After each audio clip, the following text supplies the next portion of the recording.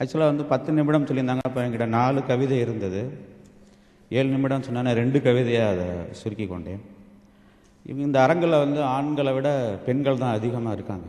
அதனால் 2யுமே காதல் கவிதையை பாடிடலாம் அப்படின்னு தோணுச்சு. ஒன்று வந்து காதலி வந்து கோபமாக இருக்கும்போது அந்த மூடில் ஒரு கவிதை எதுனா அப்படி இருக்கும் அப்படின்னு ஒரு கவிதை. இன்னொரு கவிதை வந்து காதலி நோய்வாய்ப்பட்டிருக்கும் போது அவளுக்கு ஒரு கவிதை எழுதுனா அப்படி இருக்கும் அப்படிங்கிற. ரெண்டுமே உண்மையாக நடந்தது தான், பொய் கிடையாது. பொய்யா கவிதை எழுத முடியாது.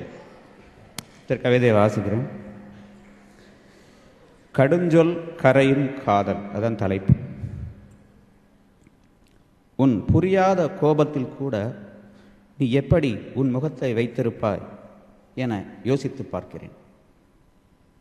இரத்தம் கொப்பளிக்கும் உணர்ச்சிகளில் இனி பேசக்கூடாதென்ற பிடிவாதத்துடன் அமர்ந்திருக்கிறாய்.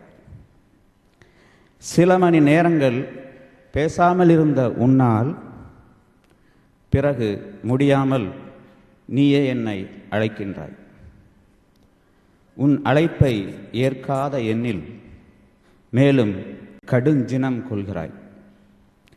ஏதோ காரணங்கள் சொல்ல நீ அழுகையால் உன் இருப்பிடத்தை நிரப்பிக் கொண்டிருக்கிறாய். உன்னால் மட்டும் கடும் கோபத்தாலும் வசை சொற்களாலும் யாருமே தர முடியாத காதலாலும் என்னை ஆக்கிரமித்து விட முடியும். அபூர்வமான உலகில், அபூர்வமான உன்னில் நான் நிறைவது தவிர உன்னை குற்றஞ்சாட்டும் எண்ணங்கள் துளியும் இல்லை. பூரணமானது இவ்வுலகத்தில் யாரும் நிகழ்த்திவிடாத நம் அன்பு.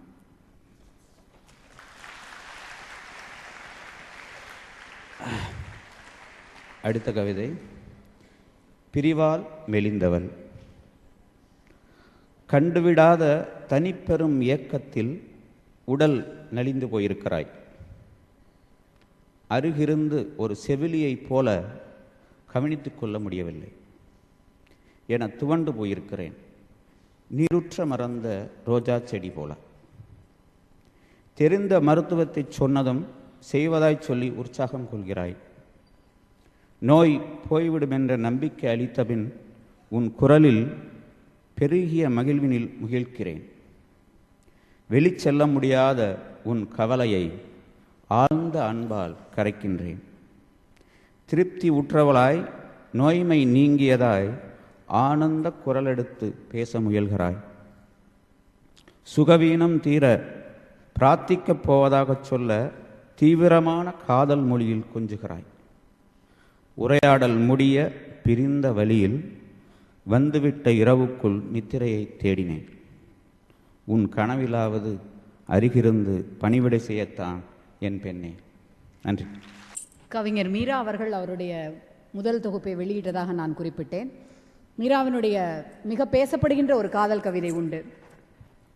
நீ ஒரு முறை என்னை இதயத்தாள், நீ ஒரு முறை என்னை ஓரக்கண்ணால் பார்த்தாய், என்னுடைய இதயத்தில் முள் பாய்ந்தது, முள்ளை முள்ளால் தான் எடுக்க வேண்டும், எங்கே இன்னொரு முறை பார். அவருடைய அடியொற்றி ஐயப்ப மாதவன் காதலால் மெலியும் ஒரு பெண்ணை பற்றிய அருமையான பதிவை உங்களோடு இங்கே பகிர்ந்து சென்றிருக்கின்றார். அடுத்ததாக கவிஞர் பரமேஸ்வரி. ஆளுக்கு பெருமை சேர்க்கும் விழுதுகள் மிகச் சிலவே, அவற்றில் எங்கள் பரமு என்கின்ற தி பரமேஸ்வரியும் ஒருவர். தமிழ்நாடு என்கின்ற பெயர் வர காரணமாக இருந்தவர்களுள் மிக முக்கியமான பெயர் அறிஞர், தமிழின் முதுசம் ஐயா மாப்போசி அவர்களின் பெயர்த்தி. என்றாலும் இவர் தனக்கென தனித்துவ அடையாளம் கொண்டவர். மேல்நிலைப் பள்ளியில் முதுகலை தமிழாசிரியர் பணி, எனக்கான வெளிச்சம், ஓசை புதையும் வெளி என்றும் 2 கவிதை தொகுப்புகளை எழுதியிருக்கின்றார்.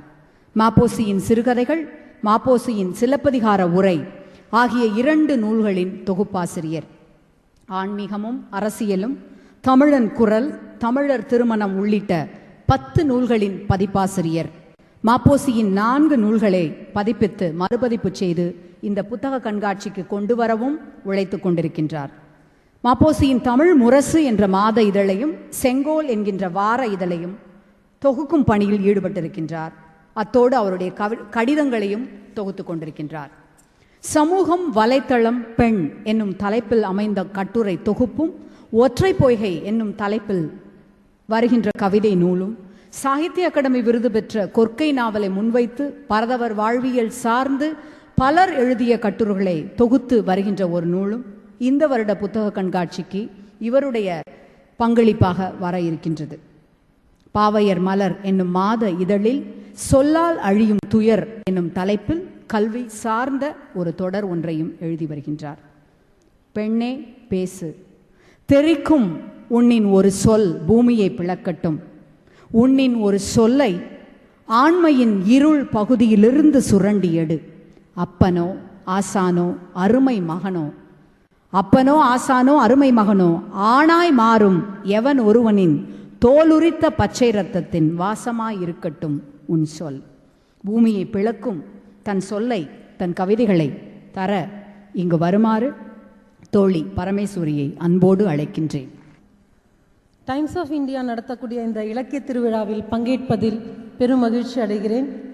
இந்த கவிதை நிகழ்வை ஒருங்கிணைக்கக்கூடிய கவிஞர் தமிழச்சி அவர்களுக்கும், கவிஞர் ஐயப்ப மாதவன், கவிஞர் ரவி சுப்பிரமணியன், கவிஞர் உமாதேவி அவர்களுக்கும் என்னுடைய வணக்கத்தையும், இங்கு அமர்ந்திருக்கக்கூடிய பேராசிரியர்களுக்கும் அறிஞர் பெருமக்களுக்கும் அன்பான மாணவிகளுக்கும் வணக்கத்துடன் என்னுடைய வணக்கத்தை தெரிவித்துக் கொள்கின்றேன். இங்கே வந்த கவிதை வாசிக்கிற நேரத்தில் திடீர்னு இங்கே சாகித்ய அகாடமி விருது பெற்ற ஜோடி க்ரூஸ் வந்திருக்கார். அவருடைய புத்தகம் சார்ந்த கட்டுரைகளை தொகுத்துட்டு இருக்கும் போது எனக்கு இது ஒரு இனிய மகிழ்ச்சியாக இருக்கு. கவிஞர் ஐயப்ப மாதவன் காதல் சார்ந்த 2 கவிதைகளை வாசித்தார். பெண் அப்படின்னும் பொழுது பெண் சந்திக்கக்கூடிய சிக்கல்கள் அப்படிங்கிறதும் நிச்சயமாக நம்முடைய வாழ்க்கையில் இருக்குது. அது சார்ந்த 2 கவிதைகளை நான் வாசிக்க இருக்கின்றேன். கழிவறை கிறுக்கல். இலக்கியம் கேளிக்கை பொருளாய் மதுப்புட்டிக்குள் அடைக்கலமாகிறது. சொற்கள் குழறத் தொடங்கும் ஒரு பொழுதில் உங்கள் தோழிகளை அழைக்கிறீர்கள்.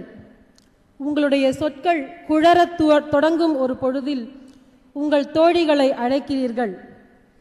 நட்பின் பெயரால் அழைப்பை ஏற்கும் அந்த பெண்ணுக்கு தெரியாது அவள் குரல் பரிமாறப்படுகிறது என்று.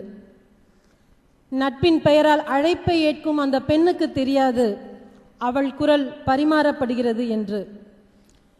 மெதுவான தாள லயத்துடன் தொடங்கும் இசை நேரம் செல்ல செல்ல முறுக்கேறுகிறது. குரல்கள் தடிக்கின்றன, குரல்கள் குழறுகின்றன, குரல்கள் மோதுகின்றன. தட்டில் இருக்கும் சிப்ஸும் மிக்சரும் போதாமல் உங்கள் நண்பிகளின் கதைகளை பேசுகிறீர்கள். நட்பின் பெயரால் சொல்லப்பட்ட ரகசியங்கள் சுட சுட பகிரப்படுகிறது. நட்பின் பெயரால் சொல்லப்பட்ட ரகசியங்கள் அங்கே சுட சுட பகிரப்படுகிறது. எழுதும் கைகளின் தகர வக்கிரங்கள் கிறுக்கப்படுகின்றன சுவரெங்கும். நேசிக்கும் புத்தகங்களை இறுக பற்றியபடி சங்கிலியில் கட்டுண்டிருக்கும் கால்களை உணராமல் வட்டமாய் சுற்றி வருகிறாள் தானே உணவானது அறியாமல்.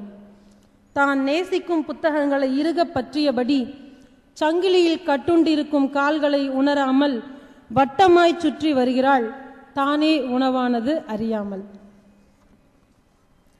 அடுத்த கவிதை இன்ஸ்டன்ட் கோப்பை. அனாதியான காலத்திலிருந்து தொடங்கிய ஆதி தீட்டு முதல் அண்மை தீட்டு வரை பார்த்தாகிவிட்டது பலதையும். அனாதியான காலத்திலிருந்து தொடங்கிய ஆதி தீட்டு முதல் அண்மை தீட்டு வரை பார்த்தாகிவிட்டது பலதையும். குவிந்த கைகள், தேங்காய் சிரட்டை, காய்ந்த தொன்னை, அலுமினிய குவளை, பிளாஸ்டிக் டம்ளர் என காயடிக்கப்படும் மனிதர்களுக்கிடையில் தோன்றுகிறார் ஒரு இன்ஸ்டன்ட் ரட்சகர். ஆசீர்வதிப்பதான பாவனையில் உயர்ந்த அவருடைய கரங்களில் மறைந்திருக்கிறது ஏதோ ஒன்றினால் ஆன எல்லோருக்குமான கோப்பை. ஆசீர்வதிப்பதான பாவனையில் உயர்ந்த அவருடைய கரங்களில் மறைந்திருக்கிறது ஏதோ ஒன்றினால் ஆன எல்லோருக்குமான கோப்பை. நன்றி. அடுத்ததாக நான் என்னுடைய கவிதை ஒன்றை வாசிக்க இருக்கின்றேன். ஐயப்ப மாதவன் பேசும்பொழுது சொன்னார், முழுவதும் இளம் பெண்களாக இருப்பதால் காதல் கவிதை ஒன்றை வாசிக்கிறேன் என்று. என்னை பொறுத்தவரை மழையும் பருவங்கள் கடந்து வயது கடந்து அனைவரும் நேசிக்கின்ற ஒரு விஷயம்தான். மழை குறித்த என்னுடைய பதிவை மனதளவே ஆகும் மழை என்கின்ற தலைப்பிலே உங்களோடு பகிர்கின்றேன். மழையின் முணுமுணுப்புடன் வந்த உன் முதல் அழைப்பு பால்குடி மறவாமல் என்னோடு தங்கிச் சுற்றும் தட்டான். ஒரே இரவில் அத்தனை காதலர்களையும் ஒன்று சேர்க்கின்றது மழை. அவரவர் பூந்தொட்டியில் அதிகாலையில் மயங்கி கிடக்கும் ஒரு அழகான வண்ணத்து பூச்சி. மழை சொட்டு சுமந்த பவள மல்லியின் கவிழ் சிவப்பு காம்பென என் காதல், தயவு செய்து அதனை நேர்படுத்தி விடாதீர்கள். அந்த மழை நனைத்த செம்பருத்திக்குள் கூம்பி இருக்கலாம் அதிகாலை கூடலின் வெட்கம். ஒளியின் கர்வம் அதனை திறக்காதிருக்கட்டும். காதலை கண் சிமிட்டி கையில் தருகின்றது மழை. ஆசையின் விரல் இடுக்கில் கிளை விடுகின்றது மோகத்தின் அல்லிப்பூ. முயக்கம் முடிந்த முன்னெற்றி முத்தத்தில் வயோதிகத்திலும் துளிர்க்கும் கருணையின் விதையொன்றை சேமிக்கின்றது இந்த மழை இரவு. இரவு முழுவதும் மழை பேச்சுத்தான். தேனூற்றிய செவியோடு திணறியது மௌனம். கேட்பதல்ல, நனைவதுதானே முக்கியம் என்று நேற்று கேலி செய்த மழை சண்டியரோடு இன்றைக்கு இருக்கிறது ஊடல் பஞ்சாயத்து. ஒருபோதும் கனவான்களின் உலகிற்கு அறிவிப்பதில்லை மழை தன் காதலை. ஒருபொழுதும் கனவான்களின் உலகிற்கு அறிவிப்பதில்லை மழை தன் காதலை. சாலை வழி பயணிக்கின்ற சன்னலோர இருக்கைகளுக்கும் குடையற்ற சைக்கிள்களுக்குமே அந்த கொடுப்பினை வாய்த்திருக்கின்றது. ஒரு விலகலை, ஒரு பிரிவை, ஒரு துக்கத்தை சொட்டு முத்தத்தில் மறக்கடித்து விடுகின்றது மழை. தரை பெயர்ந்த புறார்களற்று மழை சுகித்த மொட்டை மாடியில் ஆயிரம் ஆயிரம் அன்பு முத்தங்களுக்கான அறிவித்தலோடு அதிகாலை மலர்ந்திருக்கின்றது நிபந்தனைகளற்ற மல்லிகை செடி. ஊரெல்லாம் தூக்கிச் சுமக்கும் சவலை பிள்ளைதான் இந்த மழை. ஊரெல்லாம் தூக்கிச் சுமக்கும் சவலை பிள்ளைதான் இந்த மழை. இறுக்கி சொந்தம் கொண்டாடினால் கடலுக்கு ஓடி போகும். இறக்கிவிட்டு வேடிக்கை பார்த்தால் காலடியில் விழுந்து கிடக்கும். உரத்து பேசினாலும் மழையின் சைகை மௌனம்தான். தவளைகள் குறுக்கிடுகையில் நத்தைகளை விரும்பி தத்தடிக்கின்றது இந்த தாய்மழை. எல்லோருக்கும் பொதுவான மழைதான். அவரவர் மெய்யளவு நனைகின்றார்கள். எல்லோருக்கும் பொதுவான மழைதான். அவரவர் மெய்யளவு நனைகின்றார்கள். மனதளவே ஆகுமாம் மழை. நன்றி. ஒவ்வொரு கவிஞர் பேசி வாசிச்சு முடிஞ்ச உடனேயே விளக்கு அப்படி அணைஞ்சு எரியும் போல இருக்கு. பண்டை காலத்தில் கவிஞனுக்கு எல்லாம் தெரிந்திருக்க வேண்டும். கவிஞன் எனப்படுபவன் சகலகல வல்லவனாக இருந்தான். இளங்கோ அடிகர் கவிஞர் மட்டுமல்ல, இசை மேதை, நாடகாசிரியர், வானநூல் வல்லுனர், நவமணிகளின் குண வேறுபாடுகளை அறிந்தவர். மைக்கேல் ஏஞ்சலோ ஓவியர், சிற்பி, கவிஞர். லியோனார்டோ டாவின்சி ஓவியர், சிற்பி, கட்டட மேதை, பொறிஞர், இயல்பியல் அறிஞர், கவிஞர். அறிவியல் மேதையான கலீலியோ கவிஞரும் கூட. கதே மகா கவிஞர், இசை மேதை, நாடகாசிரியர், அரசியல் அறிஞர். அவர் அமைச்சராக இருந்த பொழுது கூட விடுப்பு எடுத்துக்கொண்டு பாரிஸ் நகரத்திற்கு சென்று ஓவிய படிப்பை பயின்றிருக்கின்றார். இப்படி அந்த காலத்து மேம்பட்ட செவ்வியல் கவிஞர்கள் மட்டுமல்ல, நம்முடைய கவிஞர் ரவி சுப்பிரமணியனும் அப்படிப்பட்ட பன்முக ஆளுமைதான். சிறந்த கலை ரசிகர், விமர்சகர், ஆவணப்பட இயக்குனர், திரைப்படத்துறையில் துணை இயக்குனர், விரைவிலேயே இயக்குனராக பரிணமிக்க இருப்பவர், இசையின் நுட்பமறிந்த பாடகர். இத்தனைக்கும் மேலாக மிக குறிப்பிடத்தகுந்த அவருடைய ஆளுமையின் பங்கு ஒன்று உண்டு. தொடர்ந்து இலக்கிய வெளியில் போற்றத்தகுந்த ஆளுமைகளை கவனப்படுத்தி அவர்களுக்கு அங்கீகாரம் பெற்றுத்தர வேண்டும் என்கின்ற முனைப்புடன் பாவலர் இலக்கிய விருது, சாரல் இலக்கிய விருது, அகல் இலக்கிய விருது போன்ற அமைப்புகளில் உறுப்பினர். தன்னை ஒருபொழுதும் அவர் முன்னிறுத்திக் கொள்வதில்லை. இலக்கிய பயணத்தில் படைப்பின் வழியாக மட்டுமே தொடர்ந்து இயங்கி வருபவர். ஜெயகாந்தன், இந்திரா பார்சாரதி, மா அரங்கநாதன் போன்ற மிக முக்கியமான இலக்கிய ஆளுமைகளை ஆவணப்படங்களாக பொக்கிஷப்படுத்தியவர். அவருடைய 5 கவிதை தொகுப்பு நூல்கள், ஒப்பனை முகங்கள், காத்திருப்பு, வண்ணதாசன் கடிதங்கள், இது ஒரு உரைநடை தொகுப்பு நூல், காலாதீத இடைவெளியில், சீம்பாலில் அருந்திய நஞ்சு. இவருடைய படைப்புகளில் ஒன்று ஆக்ஸ்போர்ட் பல்கலைக்கழகத்தின் தமிழ் பாடத்திட்டத்திற்கு தரவு நூலாக சேர்க்கப்பட்டிருக்கின்றது. இலக்கிய உலகில் தனித்திருக்கும் தீவுகள் என பலர் இருக்கையில் எல்லோருக்கும் இனியவராக, காட்சிக்கு எளியவராக, இம்மென்றால் ஓடி வந்து பிரதிபலன் கருதாது உதவும் செயற்பாட்டாளராக இன்றளவும் இருப்பவர் எங்களுடைய பிரியத்துக்குரிய கவிஞர் ரவி சுப்பிரமணியன். அவரை இங்கு வந்து அவருடைய கவிதைகளை பகிர்ந்து கொள்ளுமாறு அன்போடு அழைக்கின்றேன். அனைவருக்கும் வணக்கம்.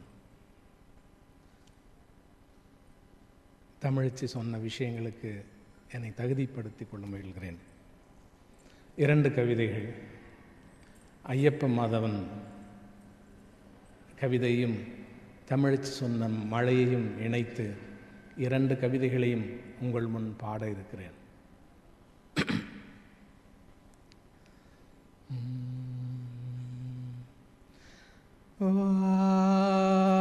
வாசம் வாசம் வாசம் ததும்ப விட்டு பெய்யுது மழை,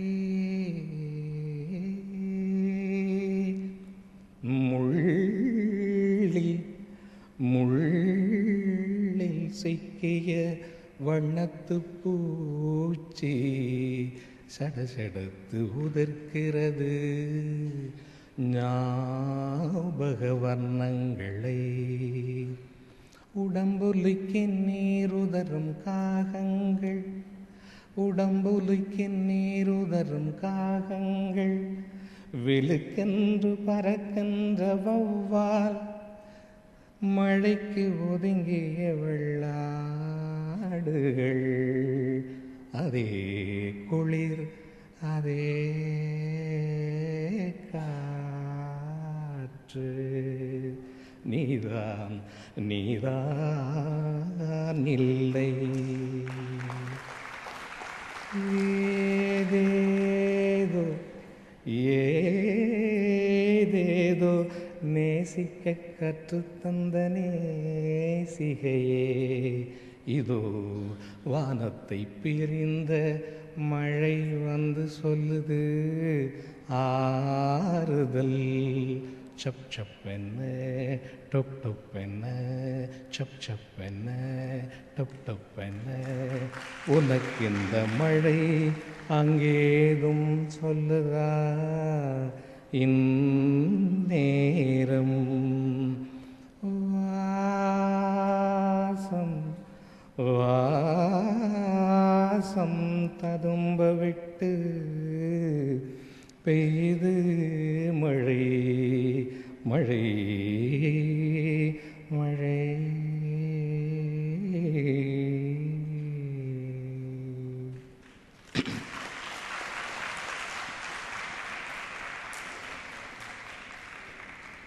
அடுத்த கவிதை, இதுவும் காதல் கவிதை தான்.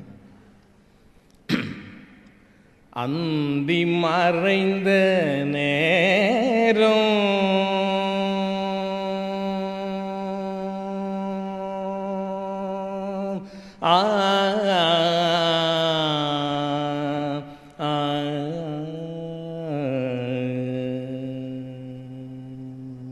அந்தி மறைந்த நேரம் நீயும் இல்லை நீயும் இல்லை. வாசலிலே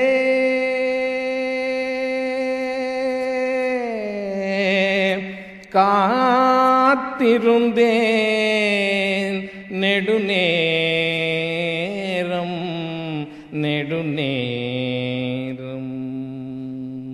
என்ன செய்வதென தெரியாமல் என்ன செய்வதென தெரியாமல் அந்த புராதன விளக்கு பிறையில் அந்த புராதன விளக்கு பிறையில் ஒரு சுடரை மட்டும் பொருத்திவிட்டு திரும்பினேன். அந்தி மறைந்த நேரம் நீயும் இல்லை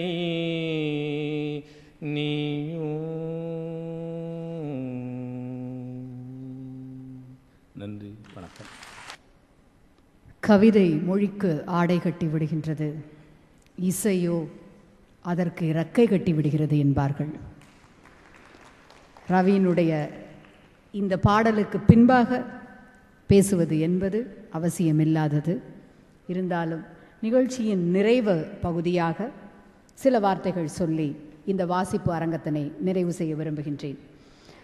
ஒரு படகினை தீட்ட நாம் தண்ணீரை வரைய வேண்டியதில்லை.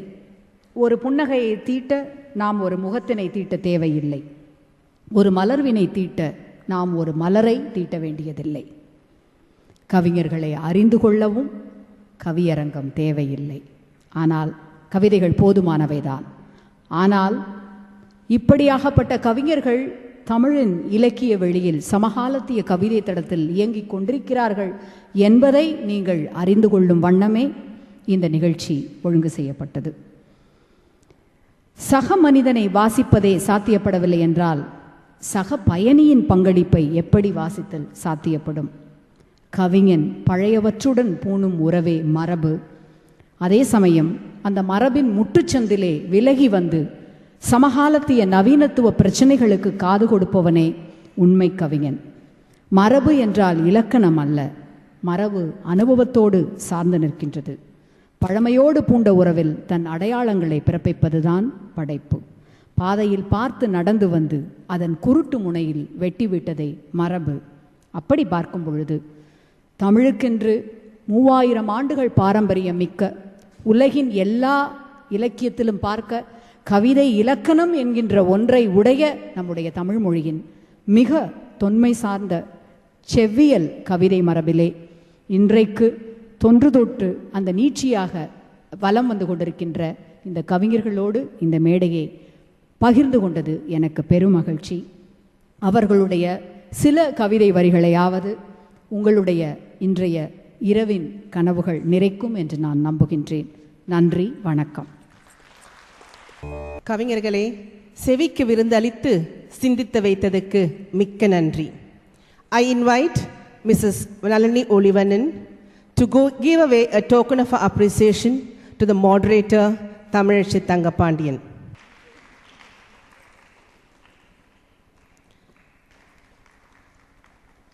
Thank you, sir. I invite Mrs. Vasumati Marimuthu, member CLF, to give away a token of appreciation to the poet Uma Devi. Thank you, ma'am. I invite Mr. S.P.S. Murli, Joint Treasurer, CLF, to give away a token of appreciation to the poet Madhavan, Ayyappa Madhavan.